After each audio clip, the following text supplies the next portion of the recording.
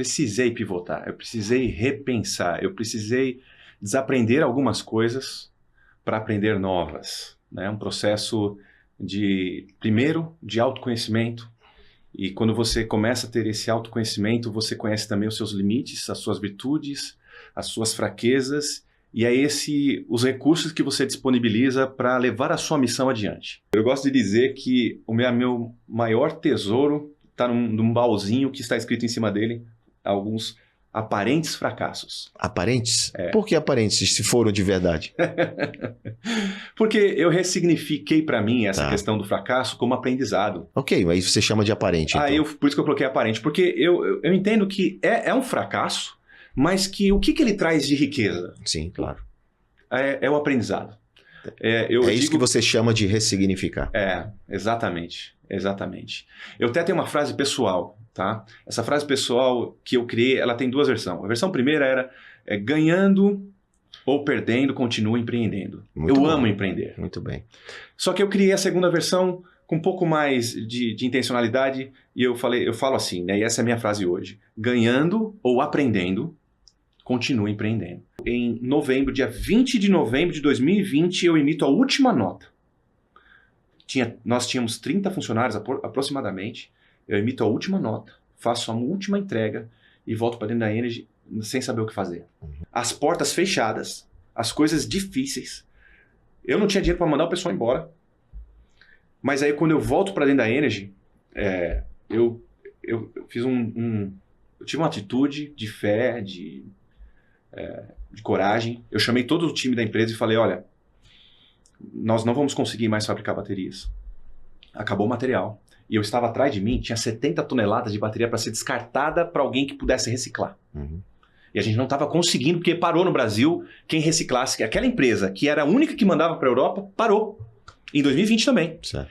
Então eu tinha atrás de mim, eu estava fazendo esse discurso, atrás de mim 70 toneladas de baterias e o time na frente. Engenheiros, desenvolvedores de softwares. O Peter. O pessoal de chão de fábrica. E eu falei assim, só que tem uma coisa. Eu virei assim e mostrei, aqui tem lítio, aqui tem cobalto, nós precisamos transformar isso em dinheiro. Parem todos os projetos. Tem uma frase sua que fez parte desse momento.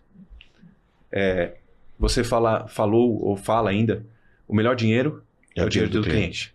Kepler, 2021, nós faturamos mais do que todos os anos anteriores juntos. Uau. Fazendo exatamente isso. Pivotando. E buscando a rentabilidade através da reciclagem. Ou seja, era o motor 2, né? Era o motor 2. Era o motor 2. O motor 1 parou.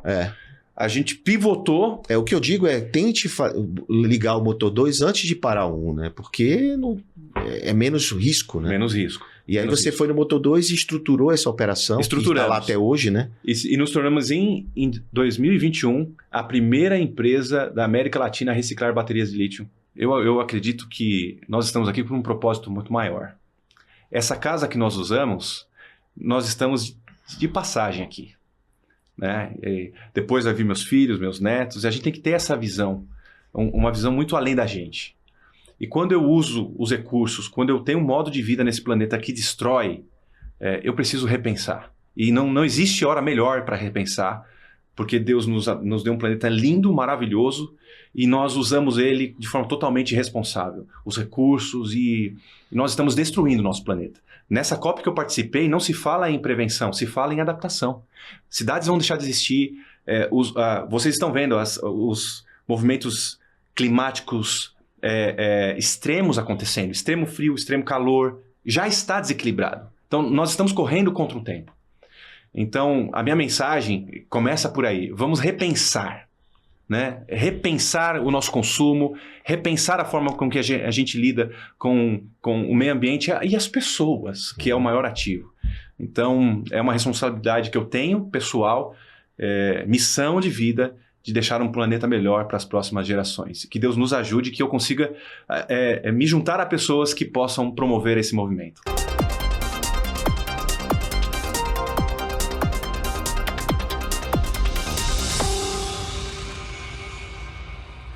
Bem-vindos a mais um episódio do Pivotando aqui no SBT News, gravado nos estúdios do SBT. Toda semana eu trago um empresário que fala das suas lições, aprendizados, da sua jornada empreendedora.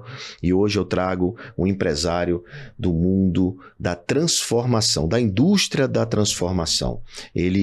Meu convidado, ele toca uma indústria que hoje é a maior recuperadora de baterias de carros elétricos e eletrônicos da América Latina, quiçá do mundo. É um jovem empreendedor que, pasmem, veio da área de tecnologia, né, para montar a Energy Source. Eu estou falando do empresário, cofundador, CEO da Energy Source, meu amigo David Noronha. Obrigado, David. Obrigado, Kepler. É uma honra estar aqui com vocês, dividindo a história, falando aí dessa jornada empreendedora que é cheia de pivotandos, né? Cheia de pivotadas. Cheia de pivotadas, Cheia de pivotadas. Fazer uma indústria de transformação no Brasil não é fácil. Não é.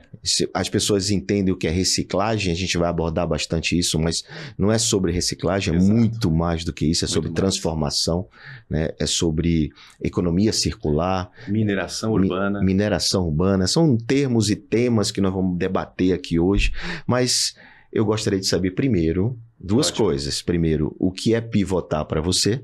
Sim. Para o David, né? E também conhecer um pouco da tua trajetória, como é que um cara de tecnologia chegou nesse tipo de indústria. Kepler, é exatamente isso. Acho que minha vida ela é cheia de momentos que eu precisei pivotar, eu precisei repensar, eu precisei desaprender algumas coisas para aprender novas. Né? Um processo primeiro, de autoconhecimento. E quando você começa a ter esse autoconhecimento, você conhece também os seus limites, as suas virtudes, as suas fraquezas, e é os recursos que você disponibiliza para levar a sua missão adiante. Então, em momentos, foram 6 empresas antes. A gente vai saber, vamos saber quais são. 6 empresas antes de hoje, né? De hoje. Quem vê a foto não vê o filme, né, David? Exato, exato. E muitas não deram tão certo, outras deram certo na mão de outras pessoas. Uhum.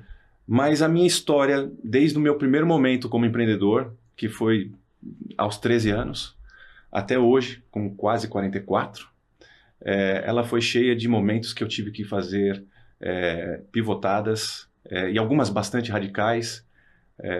E uma delas, você faz parte dessa história, que eu tive que repensar minha forma de entender negócios. Eu vinha de uma economia tradicional, empreendendo sempre na economia tradicional, mas foi também algumas mentorias que eu tive o prazer de participar contigo, me ajudou a pivotar a minha forma de enxergar negócios. Então, pivotar para você é mudar a forma de chegar a negócio. Isso. Acho que esse é um resumo isso. do que você falou. Mas como foi essa juventude? Como foi a experiência com tecnologia? Como é que você começou aos 13 anos? Conta um pouco dessa trajetória desde os 13 e esses 6 negócios que você teve. Eu acho que quem está assistindo é importante entender, porque a foto da empresa de sucesso, do cara que recebeu investimentos milionários, hoje, que é o David, que está aqui conversando com vocês, né, a gente tem que entender como foi que ele chegou até aqui, né? Porque parece fácil para quem vê a foto. Mas vamos aqui entender um pouco o filme. Fala aí, David, como foi Uma coisa eu posso dizer que fácil não é. Né? Fácil não é para ninguém, David, que senta aqui, né? Não foi a trajetória de todo mundo que eu entrevisto. Tem aí a parte de desafios, sufocos, fracassos. Só a família da gente que está ali no dia a dia sabe como que é isso. Mas eu comecei já como criança, e eu tenho minha filha de 7 anos, e eu me vejo muito nela, porque eu sempre fui inquieto. Né? Eu pedi para o meu pai me arrumar um serviço aos 9, 10 anos. Meu pai, eu venho de uma família simples, meu pai é eletricitário, mas não era nem porque tinha algum tipo de necessidade, a gente tinha o básico para viver, mas eu era inquieto, eu queria fazer as coisas do meu jeito, eu queria ter meu dinheirinho, e aos 9, 10 anos eu trabalhei em supermercado. Naquela época não era como é hoje, né? Então estamos falando de algumas décadas atrás. Mas aos 13 anos eu montei meu primeiro negócio, que foi uma tentativa de fazer uma bicicletaria. Eu gostava de bicicleta, eu quebrava muito minhas bicicletas. Eu falei, olha, já que eu vai consertar a minha, eu vou consertar do vizinho e vou tentar fazer alguma coisa nesse sentido. A bicicletaria não para vender bicicletas, mas para consertar. Exato.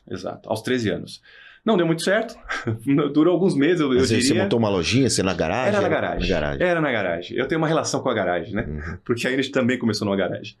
Mas não deu certo e aí eu fui trabalhar, é curioso isso, tá? Que eu fui trabalhar de servente de pedreiro. Ou seja, você saiu da bicicleta, pivotou para pedreiro. Pivotei, exato. Servente de pedreiro. Servente de pedreiro, ou seja, bem básico. Bem básico, 13 anos. Mas foi até para um projeto social, eu quis participar, eu quis ajudar, foi a construção de uma igreja. Só que tinha uma coisa curiosa. O pedreiro, ele foi demitido de uma companhia numa privatização e ele não conseguiu se recolocar no mercado de trabalho e foi para construção civil.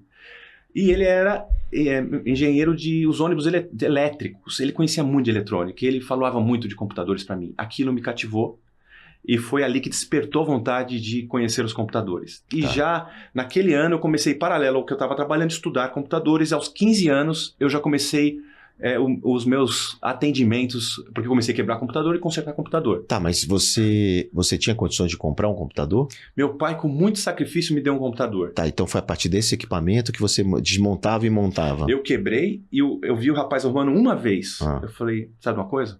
Eu vou aprender a fazer. Aí você foi numa Microlin da vida? Não era nem Microlin. Era no Senac? Era. Não foi, era uma escola não conhecida, tá? Eu não consigo nem lembrar o nome, porque era uma escola de bairro.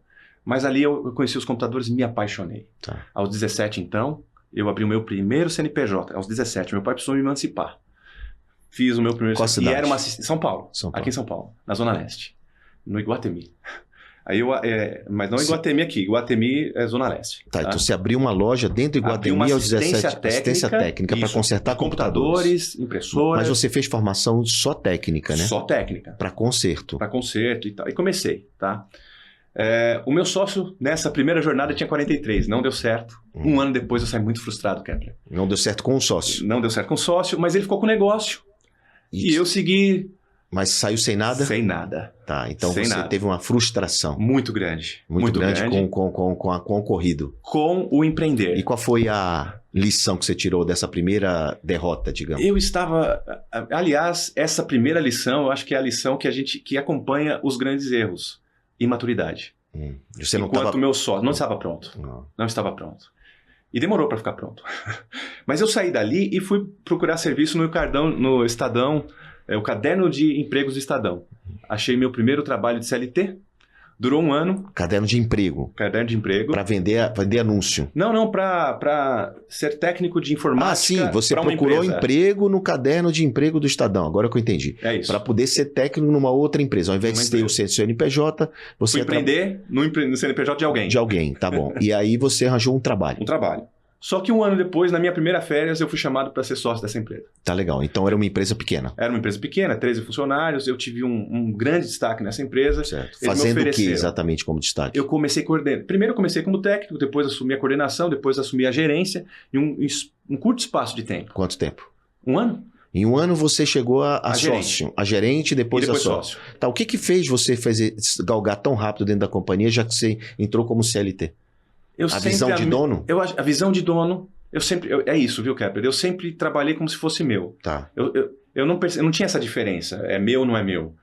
Eu estava desde criança querendo construir e fazer coisas, com muita paixão. Você teve a oportunidade de trabalhar na empresa de alguém, você tinha a veia do empreendedorismo. Sim. E você intraempreendeu dentro dessa empresa. Eu inovei. Hoje eu falo assim, porque eu lembro de eu criando os primeiros contratos comerciais, criando propostas comerciais, algo que eles não faziam. Mas isso foi, então, minha segunda experiência como empreendedor, depois que eu saí dessa empresa. Não, você ficou sócio, aí ficou quanto tempo sócio? Mais um ano. Mas por que tão rápido? Na verdade, eles fizeram uma reestruturação na empresa e colocaram uma parte da empresa que dava prejuízo para que eu assumisse. Só que algumas promessas não foram cumpridas.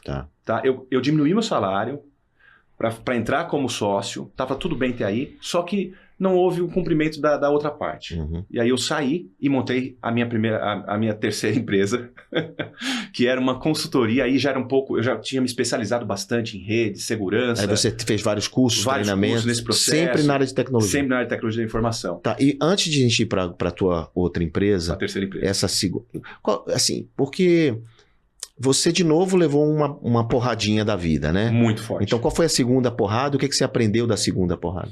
A segunda porrada, eu aprendi que tem algumas coisas que você não pode deixar para depois. Porque setar a expectativa no começo? Contratos, não, deixar claro algumas coisas. Então, setar a expectativa. Isso, setar a expectativa. A pessoa falou, olha, você vai ser meu sócio, vou reduzir o seu salário e nós vamos criar aqui uma nova empresa e você vai tocar essa empresa na área técnica e comercial. Eu falei, então, ok. Mas isso não estava no contrato? Mas não veio no contrato. Ah, ok. Então você aprendeu que precisa escrever tudo que está sendo falado e combinado. Exatamente. Mesmo que isso doa, né? Mesmo que isso gere um desconforto inicial. Mas é no desconforto que a gente destrói ou constrói, né? Exato. Então, o caso de você não ter feito esse desconforto, terminou destruindo a relação. Destruiu a relação, mas eu segui para o meu terceiro empreendimento, agora mais uma visão de consultoria, segurança da informação. Comecei com alguns contatos. Não mais com manutenção? Não. Eu fiquei mais focado em redes e segurança da informação, consultoria. Tinha alguns pequenos contratos, mas de repente sumiu um grande contrato que foi com Carrefour Matriz. 1.360 computadores. E aquilo me encantou. Para fazer o que nesses 1.300? Era a auditoria de rede. Auditoria de rede. Isso, era fazer Ou seja, segurança e tal. Isso. Então, eu trabalhei com manutenção. Quantas pessoas você contratou para fazer isso? 13 pessoas. 13 pessoas. Então, a empresa já era uma empresa pequena, média. Isso, 13 pessoas. Um bom contrato. Só que eu cometi um grande erro nesse processo. Qual foi o erro? Mais um erro. Pois é. Atenção, mais um erro. Presta atenção. Aliás, Kepler, eu gosto de dizer que o meu maior tesouro está num baúzinho que está escrito em cima dele alguns aparentes fracassos. Aparentes? Por que aparentes, se foram de verdade? Porque eu ressignifiquei para mim essa questão do fracasso como aprendizado. Ok, aí você chama de aparente. Então. Por isso que eu coloquei aparente. Porque eu entendo que é um fracasso, mas que o que ele traz de riqueza? Sim, claro. É o aprendizado. Isso que você chama de ressignificar. Exatamente. Eu até tenho uma frase pessoal, tá? Essa frase pessoal que eu criei, ela tem duas versões. A versão primeira era ganhando ou perdendo, continua empreendendo. Eu amo empreender. Muito bem. Só que eu criei a segunda versão com um pouco mais de intencionalidade e eu falo assim, né? E essa é a minha frase hoje. Ganhando ou aprendendo, continua empreendendo. Quero fazer isso independente do status, independente do saldo bancário. Exatamente. Quero resolver problemas. Você vai perder e ganhar ao longo do processo. Esse é o processo. Então, ganhando e aprendendo. Ganhando. Então, assim, de verdade, no meio do processo vai ter prejuízos, derrotas, fracassos e também sucesso. Exato. Muito e aí bem. Tudo isso vira aprendizado. Vira aprendizado. Bacana demais, eu gostei da frase, hein? Anota aí, hein? Importante. Vários insights aqui com o David hoje. E aí, depois disso... O meu erro dessa consultoria. Quanto tempo da consultoria? 1 ano. Tá bem 1 ano? Meu Deus do céu. É homem pra pivotar, hein? Já trouxe muita gente aqui, mas como pivô, o David está batendo recorde. Fala aí. Aconteceu um erro e esse é um grande aprendizado, tá? Eu tinha pequenos contratos, como eu disse, e aí entra um Carrefour no meio. Só um contrato, você esqueceu Gigante. Os pequenos. E focou nele, até que um dia ele desligou a chave. Exato. Era um trabalho temporário e ele quis me contratar para trabalhar para ele. Então falou, olha, nesse negócio, deixa a empresa, vem trabalhar comigo. E ali eu tomei a decisão de não seguir e eu quebrei. Eu quebrei porque eu perdi aquele contrato e já não tinha os pequenos contratos. Os pequenos contratos. O que eu fiz? Voltei a ser somente um consultor individual. Ou seja, parou a empresa. Para a empresa. Porque a empresa tinha muitos ovos numa cesta só. Cuidado, empresário. O contrato grande, ele encanta. Encanta. Paga as contas, mas não é para sempre. Exato. Eu não entendi a estratégia macro. A estratégia macro seria ter feito uma reserva financeira, teria sido você continuar com os pequenos clientes. Continuar com os pequenos clientes. Ter um portfólio mais diversificado. Não depender só do Carrefour. Não depender. E tem mágoa disso?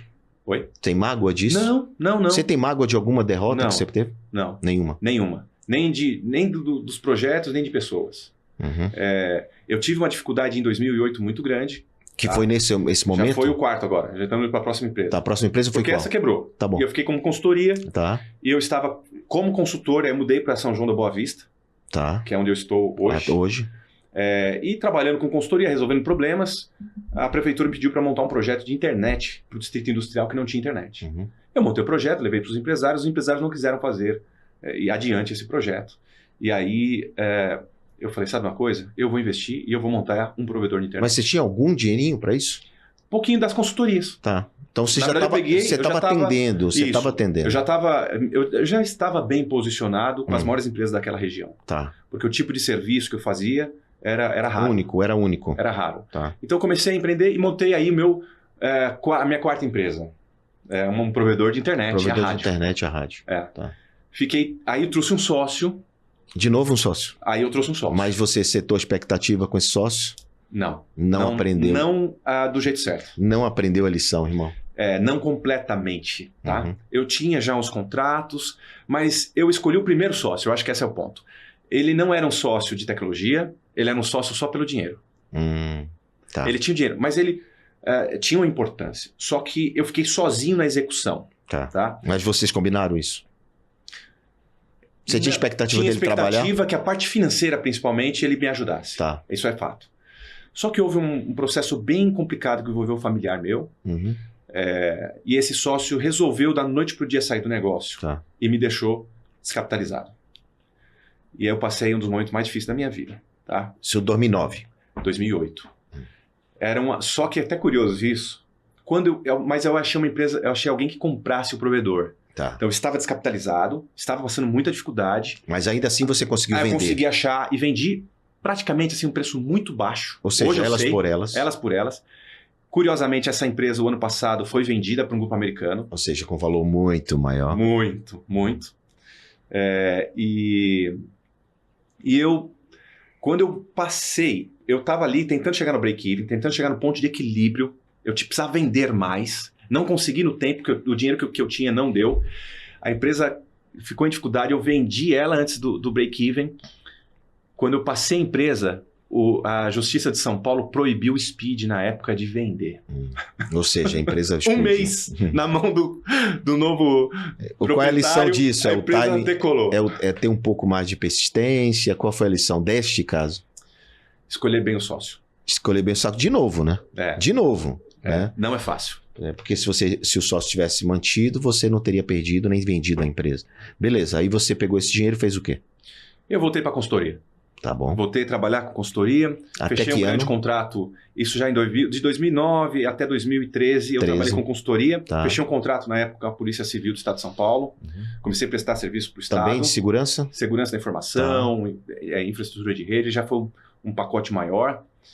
E foi onde nessa jornada eu também tive a ideia de montar uma empresa em paralelo com isso, uma empresa de segurança digital, patrimonial digital. Portaria virtual, vigilância virtual. Certo. A gente usava sistemas de câmera e alarmes para substituir o vigia tradicional. Arranjou um sócio? Um sócio. Outra vez! Mais um sócio para conta. Setou expectativa? Não. Setei a expectativa. Só que aí aconteceu... Já estamos falando da sexta empresa. Tá? Sexta. Para a gente chegar na atual, né? E aconteceu um fato ali. Um pouco complicado. As expectativas aparentemente setadas. Tá. Mas não houve cumprimento do outro lado. Tá bom. Tá? Aí foi um descumprimento, aí é um acaso que pode acontecer. Isso.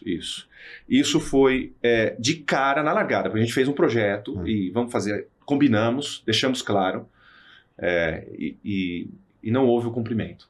E aquilo já marcou para mim, porque confiança é tudo. Isso foi até que ano? Isso foi... Eu comecei essa empresa em 2013. E foi até 2016? E foi 2016, janeiro de 2016. Certo. Cheguei com a minha esposa, que me ajudou. Minha esposa é da área da arte, da música. Mas naquela ocasião, para me ajudar, ela foi estudar processos gerenciais, administração de empresa. Estava me ajudando. Nós estávamos dando sangue nesse negócio. Tá? Ou seja, a saída da sociedade se deu em 2016. 3 anos depois. 3 anos depois. Tá bom. E foi traumático? Muito. Olha, eu vou dizer uma coisa legal para você nessa história, porque... Quando eu fui falar, ele falou, eu compro sua parte. Foi uma situação que ele falou, eu compro sua parte. Eu falei, eu vendo. Era tudo que eu queria. Eu não queria. Eu falei, tá bom, eu vendo, saio. Só que na hora que a gente fez o valuation, eu não sabia que era o valuation, tá bom? Mas a gente fez a estimativa do valor da empresa. Ele falou, eu não tenho dinheiro para te pagar. Não vai ser assim e tal. Ele me empurrou um carrinho lá que não valia muita coisa. E só foi isso. Mas eu resolvi abrir mão. Isso aqui é interessante, tá? Nós vamos falar disso que aconteceu comigo na Energy. Mas eu abri mão da minha parte. Certo. Para ter paz. Entendi. tá? Para passar adiante. Mas Passar você pra saiu etapa. com o carrinho sem nada. Sem nada. Perdeu o dinheiro todo. Perdi dinheiro. Tá. A empresa já estava com 30 funcionários. Beleza, eu queria saber o seguinte: o que além da expectativa é importante para quem está assistindo na escolha de um sócio? Conhecer os valores e, de preferência, o caráter. O caráter se revela, mas você às vezes precisa de um certo tempo. E nem sempre você tem esse tempo. Tá. E você vai com Mas muita conhecer sede. os valores é importante. Você não pode ir com muita sede ao pote e fechar a sociedade sem antes conhecer alguns valores. Tem que ser iguais aos seus ou você tem que ser complementar? Como é que é? Complementares é importante. Não, complementar de habilidades, né? Mas algumas coisas de valores por exemplo, não dá. Um dos né? valores para mim que é inquebrável. Por exemplo, Verdade. a verdade, falar a não verdade. pode. Quando entrou a mentira, acabou. Entender. A mentira Assim, no meio de uma sociedade estraga. Destrói. Destrói. Certo. Então, esse caso... Você não se considera errando em nenhum momento. Em que sentido? Não, nesses 6 casos você não errou em nenhuma Eu vez? errei em todos. Ah, Eu errei em todos. tá bom. Eu errei em todos na escolha, errei na não setar expectativas. Eu trago para mim, Certo. tá? Existem fatores externos, existem coisas que eu não controlo. Tá, mas teve coisas também que você errou na operação. Na operação. tocar Imaturidade. Certo. Olha, e aí quando eu vou... nós Você, vamos falar pra eles daqui a pouco. negligenciou em alguma coisa? Assim, Eu você falhei. falhou, né? Falhei. Então tá bom, pessoal. Acho que Falhei. importante a gente passar para a empresa final, mas foi importante ele contar esses 6 casos, porque mostra que não setar expectativa, não entender os valores de quem você está fazendo sociedade, mas principalmente assumir seus próprios erros, né? Assumir suas dificuldades, a sua falta de habilidade, de maturidade é muito importante. Então, é aquilo que você falou no começo, né? O autoconhecimento. Quando você teve o autoconhecimento, você passou a entender os seus erros. E acredito que na Energy, que Sim. você já está desde 2016, Isso. né? Que já é uma empresa que não tem, já passou de 3 anos, digamos assim, que foi o teu máximo recorde, né? Bem notado. Você já está validado, estruturado, né? E a coisa começou a acontecer. Então vamos falar da Energy. Eu queria entender como foi que surgiu a ideia, porque você estava com a mão na frente e outra atrás, com um carrinho velho e Mas frustrado. lembra que eu sempre tinha a consultoria como apoio. Certo. Porque eu era sempre reconhecido. Ok. Aconteceu de novo. Você voltou para a Eu fiquei consultoria. com consultoria, Tá. Mas foi no ano de 2016. Aconteceram 2 coisas importantes para mim em 2016. A primeira, eu li pela segunda vez um livro que é Uma Vida com Propósitos. Rick Warren. É um best-seller esse livro. Este livro, ele Não é me viva, aponta é uma viva, vida com propósito. uma vida, não é viva com propósito. Não, tá. é Uma Vida com Propósito. É um livro antigo, é um Tá. livro bom, é um livro espetacular. Foi a segunda vez. A primeira vez eu li acho que sem parar para entender. Eu estava um pouco confuso nessa época. Eu falei, puxa vida, Uhum. é o 6º negócio. Eu acho que eu não nasci para isso. Não sei para empreender. Eu vou arrumar um emprego de novo. Vou arrumar um emprego, vou tentar ser CLT. Porque eu já tinha 2 filhos. E a família sofre muito, graças a Deus, né? Eu tive um lar que me deu toda a formação de caráter, de valores que eu tenho. Segundo, eu vou fazer esse ano 20 anos de casado. Uhum. Minha esposa, ela foi uma peça fundamental, uma coluna em todos esses... Ela foi sua base, seu suporte em tudo Nós isso. demos errado muitas vezes. Uhum. Eu tive que... Teve uma situação em 2008 que o dinheiro acabou completamente. Eu estava pagando ação trabalhista porque o negócio deu errado. E nós não tínhamos dinheiro para jantar. Ok. Era uma refeição por dia. E ela que pagou. Não, ela não pagou, não. Eu junto andando a pé, porque eu perdi carro, perdi tudo. O oficial de justiça foi na minha casa. E nós 2, andando nas ruas de São João da Boa Vista, se convidando para a casa dos amigos para ter o que comer de noite. Isso aconteceu.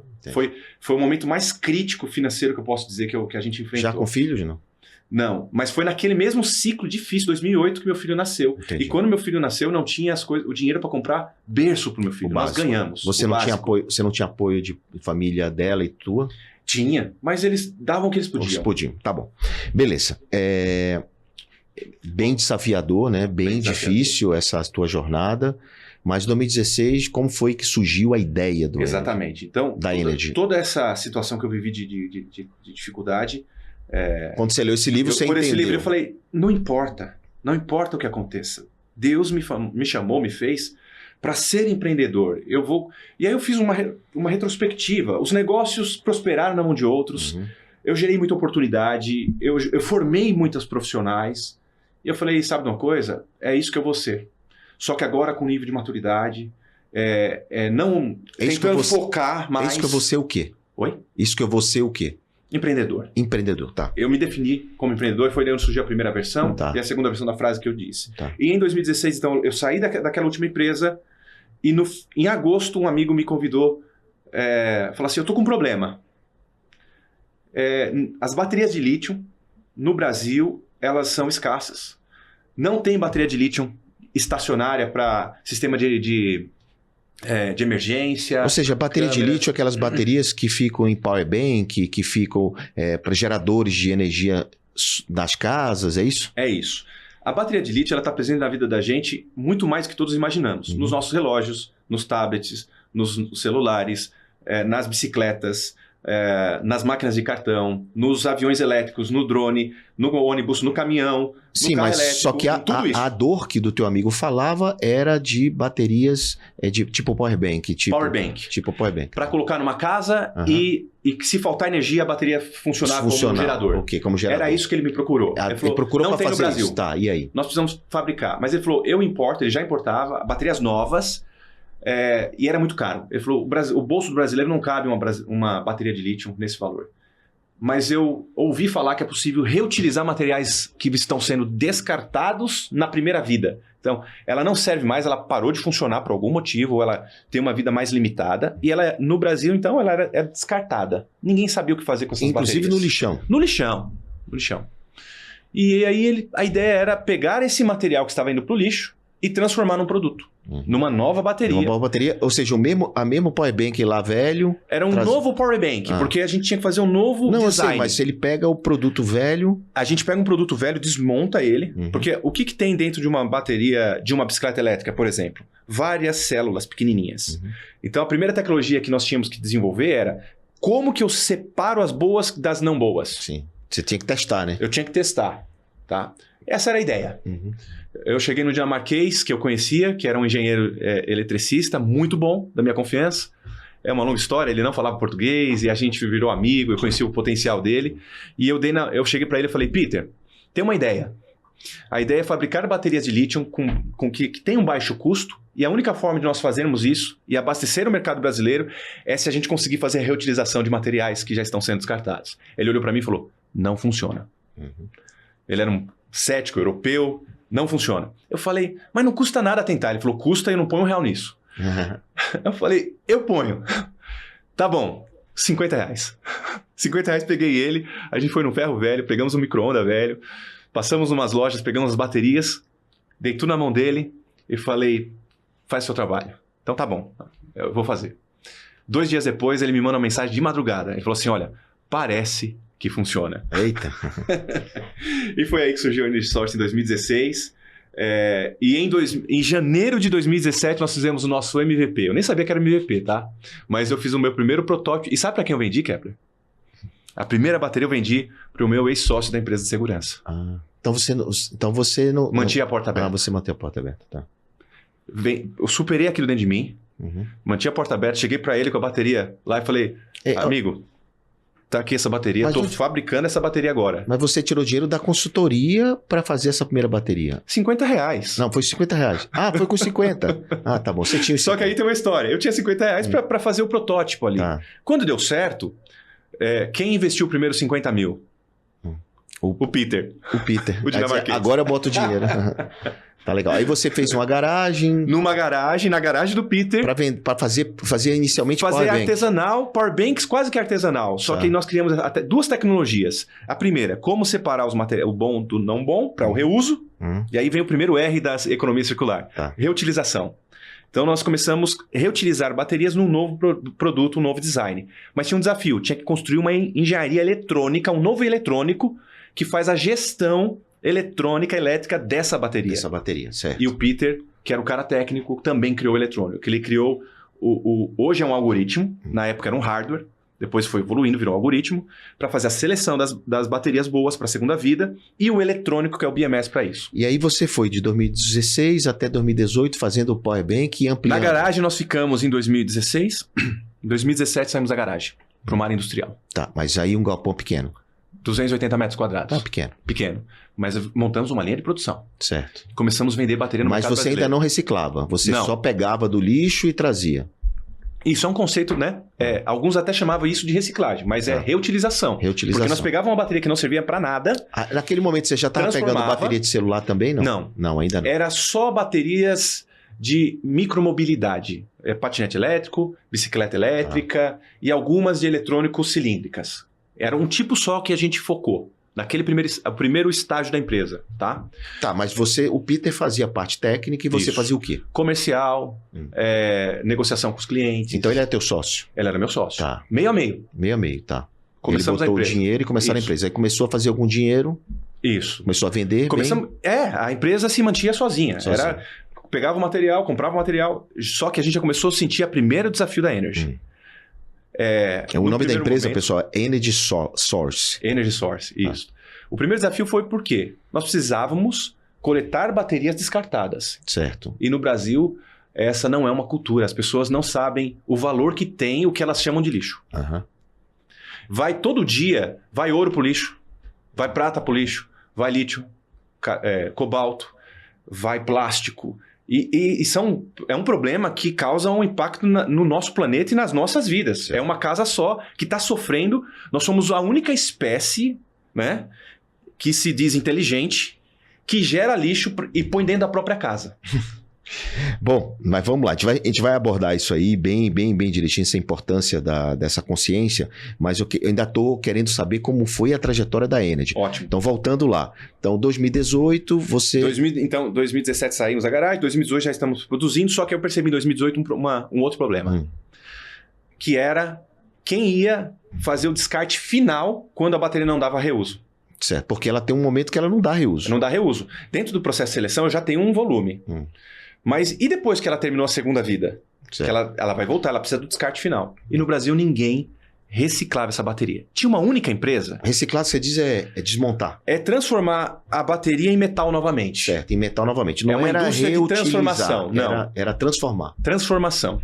Pegar aquilo que é uma bateria, transformar em metal novamente. Ou seja, triturar, fazer fazer separação e depois, no processo químico que hoje a gente também faz, separa tudo.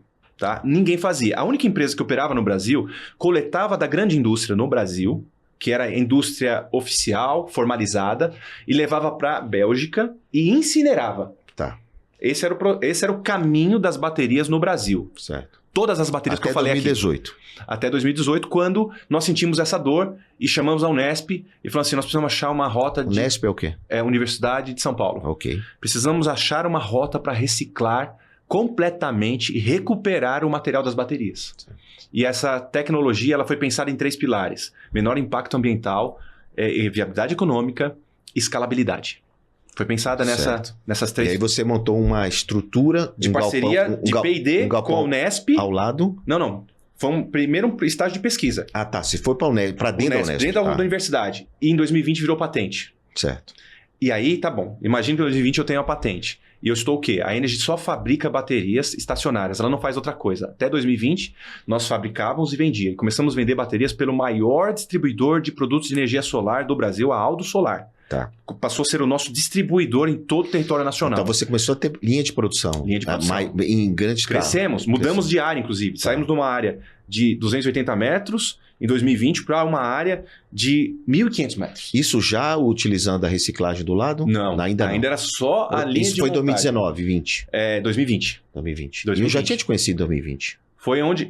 isso aconteceu em julho, nós nos conhecemos na metade de 2020, ali pra frente. Okay. Logo depois disso. Tá. Em 2020 também fomos acelerados pela EDP. Ficamos entre as 9 startups mais inovadoras do mundo. A EDP é uma empresa de energia da Europa, né? Energia de Portugal, uma europeia que atua no Brasil. Atua no Brasil. Inclusive, programa global. Inclusive eles têm um programa de investimentos também. Também. Foi assim que eu te procurei também na primeira mentoria. Você me ajudou muito.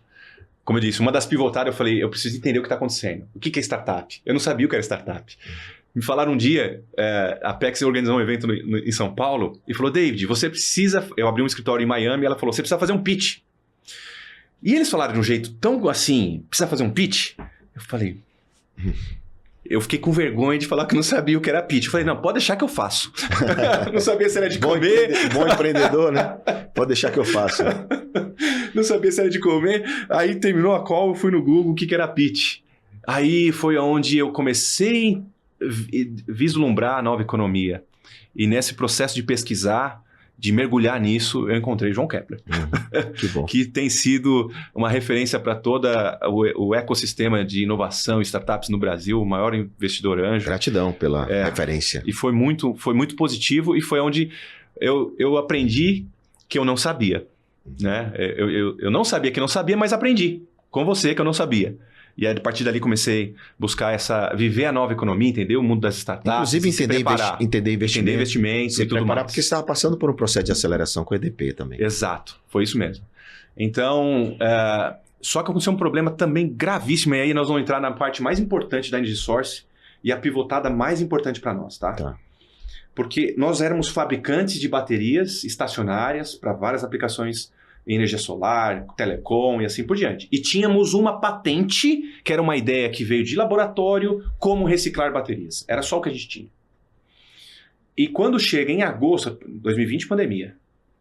Quando chega em agosto, um pouquinho antes de agosto, o meu principal fornecedor, que era aquela empresa de patinetes aqui, a Grow. Sim, a Grow. Aqueles patinetes, quando a bateria não funcionava, foram toneladas e toneladas daquelas baterias que nós recuperamos. Certo. Transformamos o que seria um lixo terrível em produtos para energia solar e energia renovável. Ou seja, nos Power Bank da vida. Nos Power Bank da vida.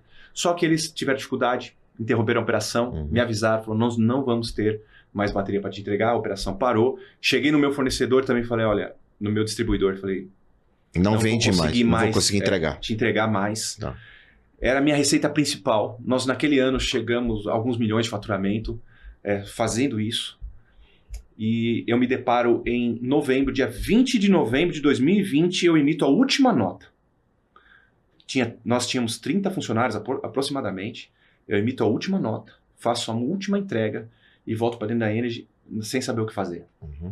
Sem dinheiro, não tinha captado ainda, nem estava pronto para captação. Comecei a preparar a empresa. Você estava investindo tudo no negócio. Exato. E não tinha se pensado em captar. Reinvestindo. Era bootstrap, né? Era com as pernas próprias e era fazendo o negócio acontecer. E aí quando chega ali, dezembro, eu faço uma viagem de 12 horas, porque não podia pegar avião, pandemia, para falar com o meu distribuidor e falar, olha, eu preciso da sua ajuda, uma empresa bilionária, né, de faturamento bilionário. Eu falei, me ajuda. Me faz um adiantamento. A gente começou uma linha para importar baterias novas e montar baterias novas também, porque a gente tinha um know-how muito grande de baterias. Isso nos fez ter tanta autoridade nas baterias, tá? Porque conhecemos a bateria de todas as dimensões. E preparávamos uma linha de baterias novas também, com a marca própria, Energy Source. E ele olhou para mim e falou, David, não posso te ajudar. Foi um dos melhores não que recebi na minha vida, João. Foi um soco na boca do estômago. Foi. Eu tive 12 horas para voltar para São João para entender o que estava acontecendo. As portas fechadas, as coisas difíceis. Eu não tinha dinheiro para mandar o pessoal embora. Mas aí quando eu volto para dentro da Energy, eu fiz eu tive uma atitude de fé, de coragem. Eu chamei todo o time da empresa e falei, olha, nós não vamos conseguir mais fabricar baterias. Acabou o material. E eu estava atrás de mim, tinha 70 toneladas de bateria para ser descartada para alguém que pudesse reciclar. E a gente não estava conseguindo, porque parou no Brasil quem reciclasse. Aquela empresa, que era a única que mandava para a Europa, parou. Em 2020 também. Certo.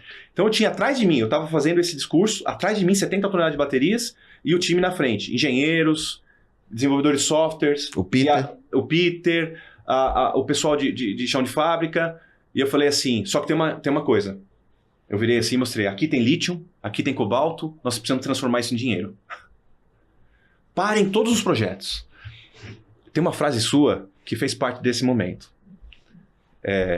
Você falou ou fala ainda, o melhor dinheiro é o dinheiro do cliente. É sua essa frase, não é? E eu lembrei disso. Nós já tínhamos terminado a nossa mentoria, a primeira mentoria. E eu lembrei disso, falei, eu preciso transformar isso em dinheiro. Eu não consigo fazer captação, mas aqui tem dinheiro. Nós vamos transformar. A gente tem uma ideia, nós temos uma patente. Você tinha, inclusive, a Unesp validando isso. Exato. Então você pegou aquilo que você tinha aprendido na Unesp no laboratório, trouxe para dentro de casa. Para dentro de casa, eu falei, não dá para esperar. Só que a academia brasileira, ela tem um ritmo. Uhum. A pesquisa científica, depois a pesquisa aplicada, é um ritmo diferente da indústria. Uhum. Mercados como Estados Unidos e Coreia do Sul, sabe, a academia, né, de uma Coreia do Sul, 67%, se eu não estiver enganado, é pesquisa aplicada. Tá. Dor real, indústria, parceria, transformar em nota fiscal. Okay. A patente tem que virar nota fiscal. Okay. No Brasil, a gente tem muito a aprender. Ah. Não é toda a pesquisa. 13%, 14% da pesquisa é aplicada. Entendi. Então, nós tínhamos um desafio de transformar aquilo em linha de produção. A ideia agora, a patente que estava numa fase muito embrionária no laboratório, nós tínhamos que assumir o protagonismo e fazer. Vamos fazer. Vamos fazer um lab, vamos aplicar e vamos embora. E vamos escalar. Beleza. E você, sem dinheiro, meteu a cara e foi fazer. E foi fazer. E aí começou Passamos o mês de dezembro e produzimos 60 quilos de a gente chama óxido de lítio cobalto. Tá. Que é o primeiro produto da reciclagem. 60 quilos, Kleber, não pagava o café. Uhum. Nós tínhamos que escalar muito. Dia 8, aí eu quero contar esse episódio que ele é muito importante para mim. Dia 5 de janeiro, no ano seguinte, então 2021, todo mundo tentando achar uma forma de escalar, todo mundo quebrando a cabeça. Engenheiro que nunca tinha colocado a mão numa ferramenta, estava lá tentando. Eu tenho muita dificuldade de conseguir pagar a folha. Eu paguei uma parte da folha. Só uma pequena parte. O chão de fábrica eu paguei, mas os líderes não conseguiram pagar. E era uma terça-feira. Dia 8 era sexta-feira. E eu cheguei dia 8 e não tinha o dinheiro do restante da folha. Foi um dos momentos mais críticos. Eu fiz uma coisa, e aqui vem a história da pivotagem, tá? Eu acho que é o momento mais especial da nossa conversa. O meu financeiro chegou para mim, era 2 horas da tarde, lá o banco fecha às 3 horas. Ele falou, David, não consegui dinheiro, não consegui fazer nada. Já são 2 horas, 3 horas o banco fecha, nós não vamos conseguir pagar o pessoal. Aquilo me deu um desespero. Eu fui pro banheiro, fechei a porta, dobrei meu joelho e fiz uma oração. E na oração eu falei assim, Deus, eu fiz tudo que eu podia até aqui. Agora daqui pra frente, se o Senhor não aparecer, tá tudo bem também. Mas eu sei que se o Senhor quiser, as coisas mudam. Foi uma oração muito verdadeira, muito intensa. E eu levantei dessa oração, saí do banheiro. Quando eu saio do banheiro, meu telefone toca. Era minha filha me chamando. Pai, ela estava numa piscina. Vem brincar comigo na piscina. Na hora eu nem pensei, eu falei, sem pensar, falei, não, filho, o papai está trabalhando, não posso fazer nada agora, não posso sair daqui. Desliguei o telefone. Nisso que eu desliguei o telefone, foi como se eu tivesse uma voz falando comigo. Você falou que não pode fazer nada, você falou que deixou comigo, vai para a piscina. Foi uma coisa assim, eu falei, puxa vida, não, realmente, o que eu vou fazer? Já esgotamos as possibilidades, eu vou pra piscina. Saio 3, chego na piscina quase 5 horas, porque era numa outra cidade. Cheguei lá, foi uma surpresa pra minha filha. Fiquei com ela 5 minutos, saí da piscina. Aí eu recebo a segunda mensagem. David, não conseguimos mesmo. Avisei todo mundo falou que tá tudo bem, espera pra semana que vem, tá tudo em paz. Tá bom. Eu dou partida no carro, na hora que eu dou partida no carro, vem outra mensagem. Lembra aqueles 60 quilos que eu tinha feito? Eu vendi para uma empresa. Essa empresa me mandou uma mensagem dizendo assim, David, o material que você me mandou é muito bom. E você falou que a sua perspectiva de produção era de algo em torno de 4 toneladas janeiro e fevereiro. No nosso mercado é comum nós anteciparmos a compra. Eu estou comprando essas 4 toneladas.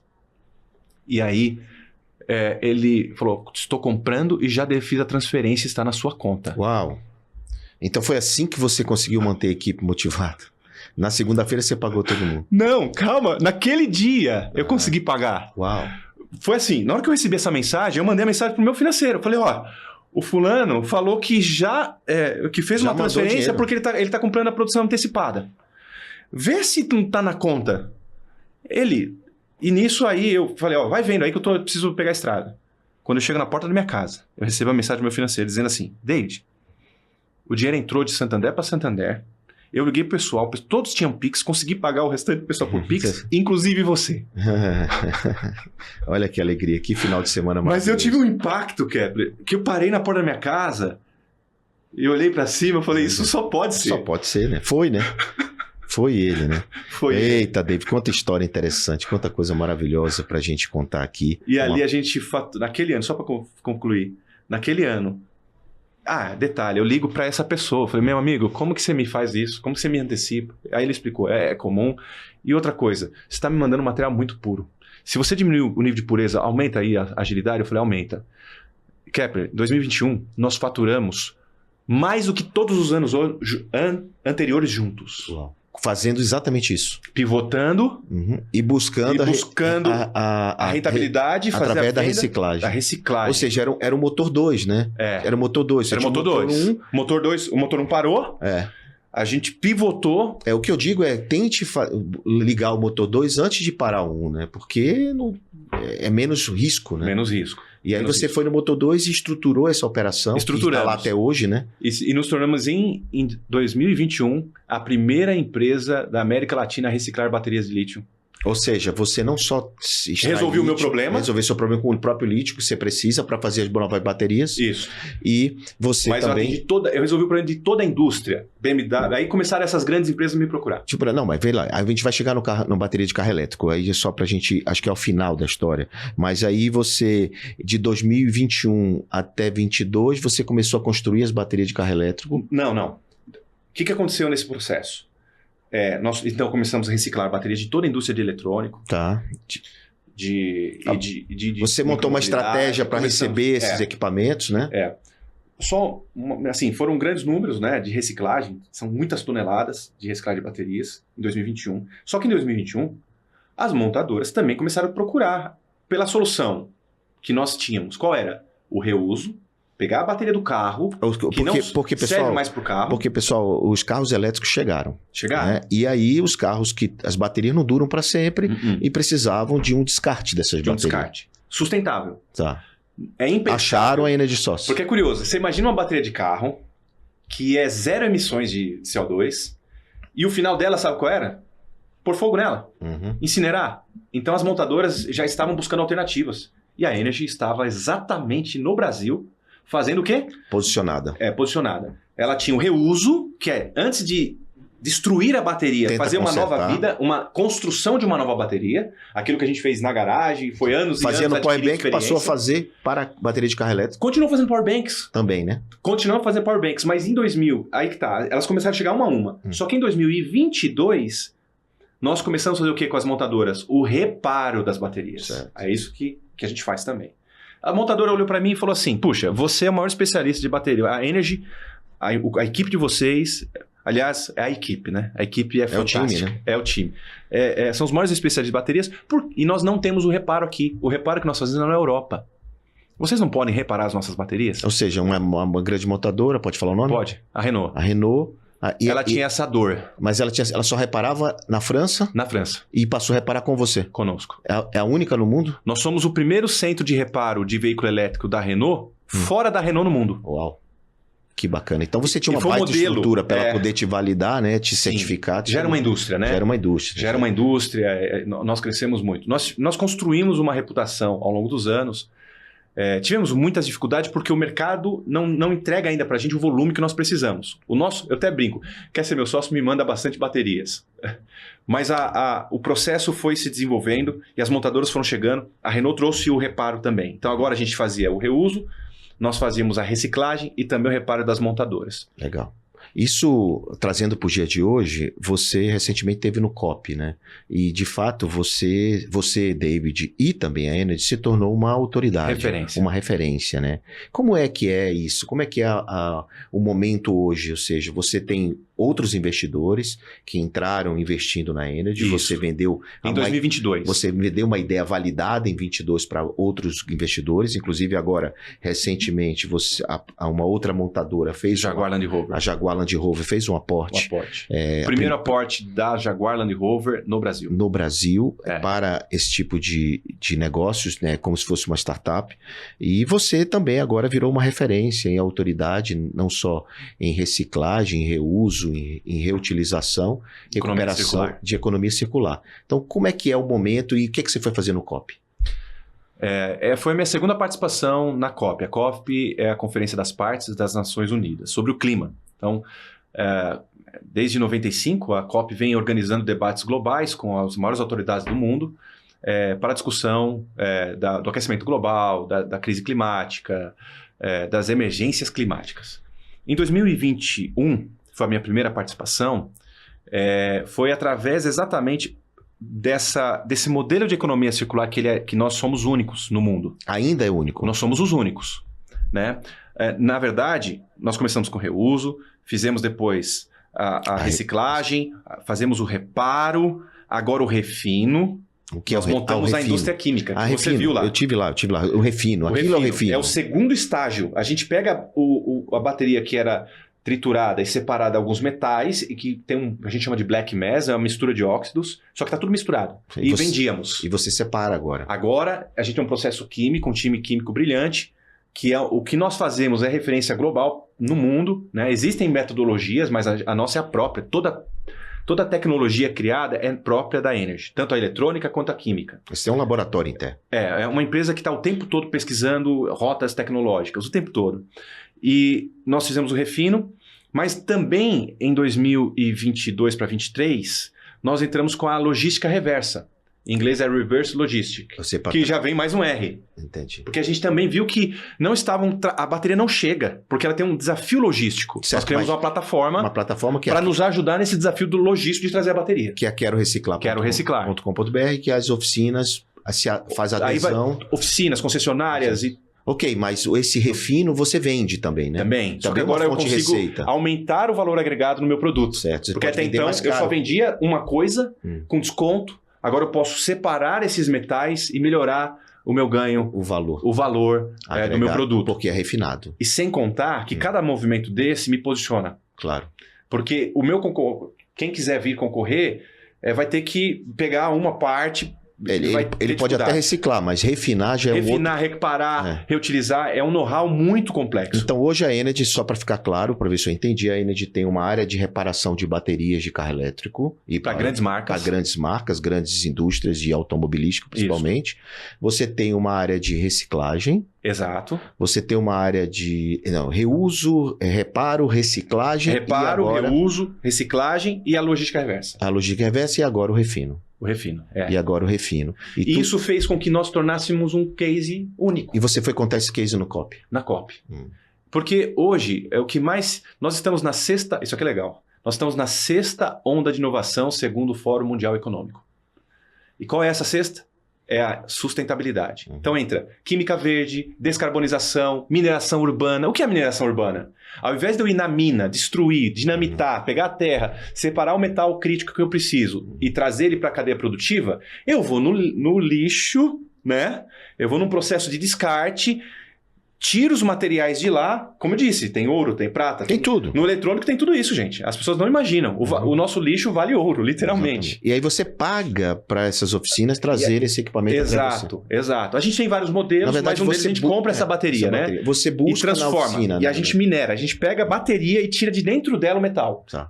Ali o cobalto, o lítio, o níquel, o manganês, plástico, tira tudo que está ali, a gente tira. Isso que é chamado de mineração urbana. E mineração urbana, química verde, que é o que nós fazemos, e descarbonização é um dos temas mais relevantes para a transição energética e para a descarbonização. Então, o case da Energy Source, ele hoje é mundial. Como referência mundial. É mundial. Já faz um certo tempo. Orgulho para o país. Hoje a Energy tem vários investidores importantes, né? Tem vários nomes embarcados na Energy Source.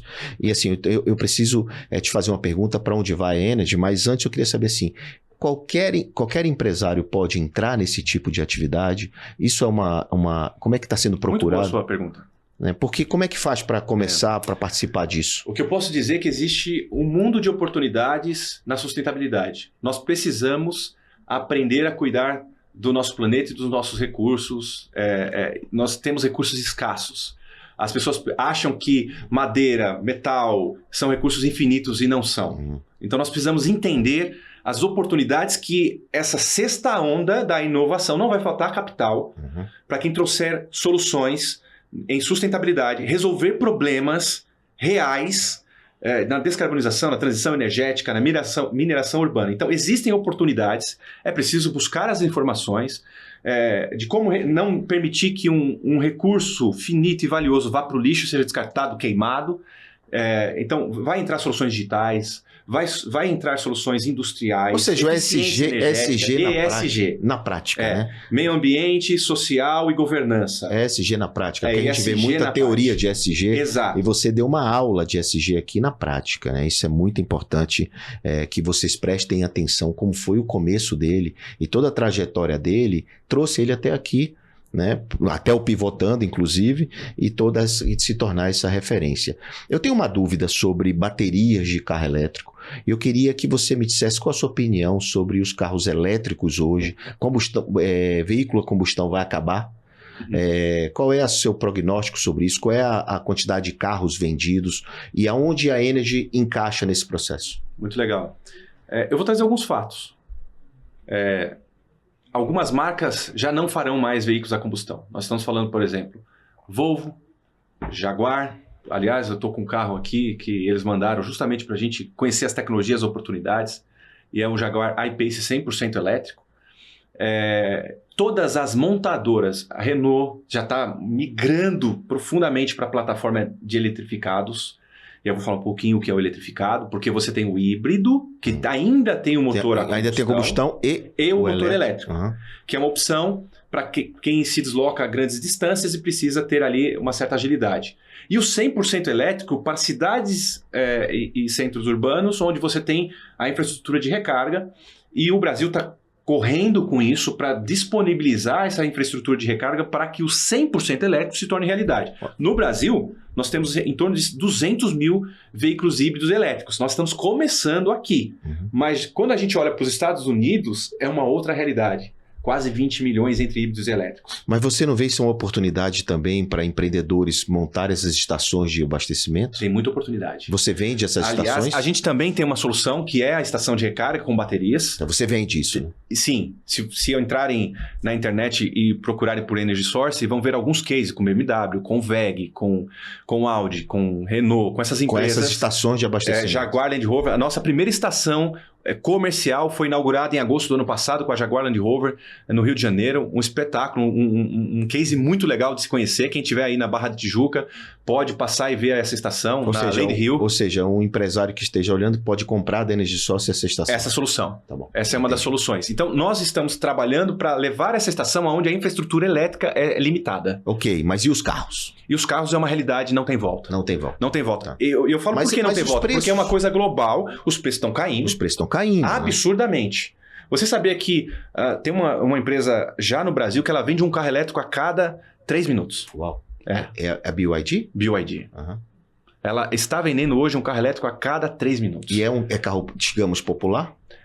Ele estaria ali para o popular, mas o preço ainda não está popular. A gente comentou, 149 mil ali 149 aproximadamente. 149 mil é o preço de um carro popular, digamos, elétrico. De entrada elétrico. De entrada Mas você elétrico. acha que ele vai chegar aos 70? Ele vai equiparar com os carros a combustão. Sem dúvida, então, esse movimento nos Estados Unidos é previsto para agora, final de 2024, 2025, o carro elétrico tem o mesmo valor do carro a combustão.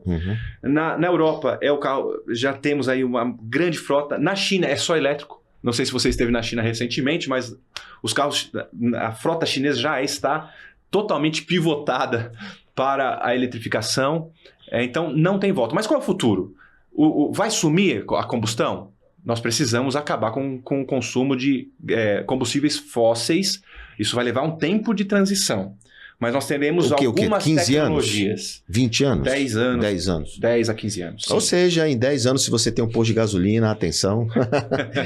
Cuidado. Principalmente na COP. A COP, né, eu tive o prazer de participar, teve um dos maiores acordos de descarbonização e compromissos com esta transição energética. Eles querem acelerar 3 vezes essa transição energética, saindo do combustível fóssil para fontes renováveis e energias limpas. Cidadão David, indo aqui para o nosso final, eu queria saber qual é o futuro da Energy e que você, depois disso, deixasse uma mensagem poderosa, uma dica poderosa para os empresários que estão nos assistindo, seja para o ambiente dos R's, né? Seja para o ambiente SG, seja para a oportunidade de negócio, mas qual é o futuro da Energy Source?